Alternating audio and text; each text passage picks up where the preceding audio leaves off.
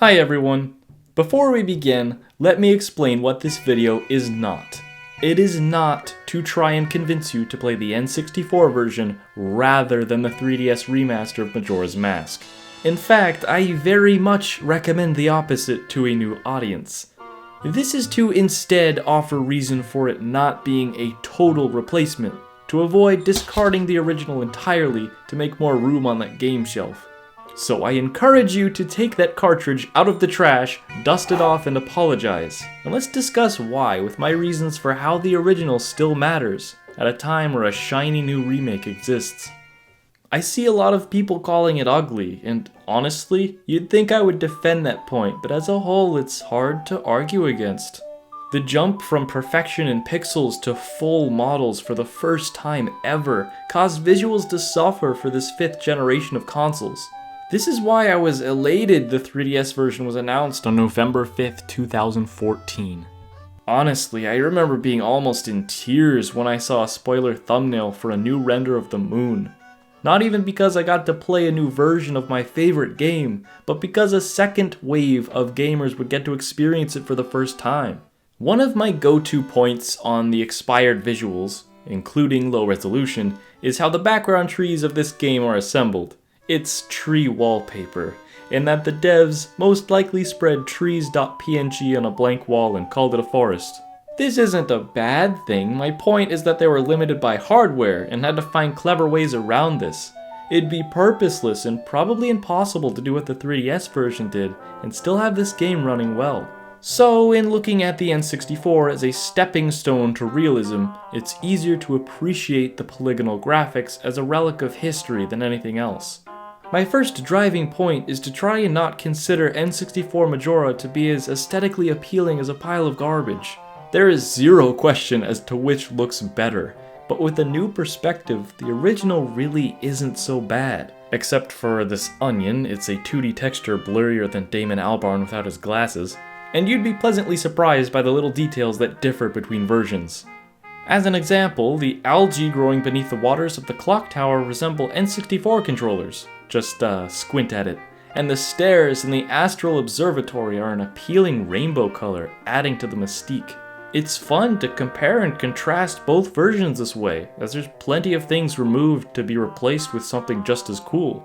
Like the observatory now featuring a starrier dome to make up for the boring non-colored steps. For world building, the original interestingly chose to depict the Triforce in Icona only, which led to some pretty mind-blowing theories about its use mocking Hyrule's goddesses. But unfortunately the symbols are disappointingly absent in the remaster. However, Majora 3D makes up for this by unifying everything we know in-game with posters that now blanket the walls of Clocktown advertising Termina's locales. There's little quirks of both versions that construct worlds equally worth exploring. So I implore you to take the time and experience each to see what personally appeals to you more. I can only realistically recommend N64 Majora to retro enthusiasts and gaming historians, but with an open mind you may find yourself just as happy playing on the OG system or with a virtual console purchase rather than the 3DS one. Moving away from blurry seaweed, one major highlight the original brings is, funnily enough, an extreme gameplay restriction. And if you think I'm going crazy pitching the idea that not being able to save frequently is a good thing, please hear me out, as it's most important in recognizing the original's worth. The only way that you could save in that version was to play a song that reverts time, undoing all of your progress from the current 3-day time cycle. The game is structured around this, allowing Link to keep masks and significant items that open up more of the story, or shortcuts. For example, fire arrows from Snowhead's mid-temple boss. If you completed only half of that dungeon, but had to reset time because the moon's on the verge of decimating Termina, it doesn't matter so much because now the dungeon is substantially easier, with ability to melt ice blocking the way. Saving in the original is an event. It's a thoughtful action on behalf of the player, keeping in mind what exactly will be lost in that 3-day cycle. And if this was the only way to save progress in general, it would admittedly be bad to newer players. Those that can't play for long sessions at a time should not have to be punished, especially with any life emergencies that may surface.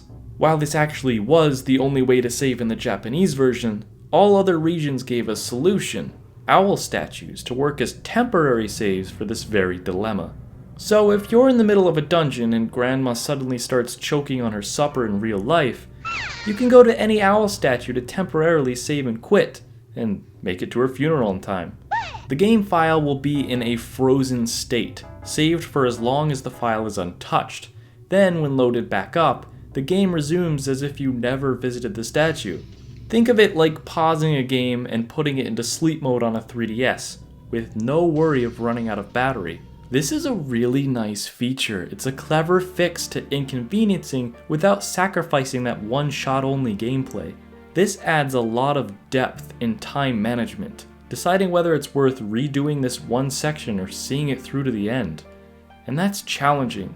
It forces the player to understand their limits.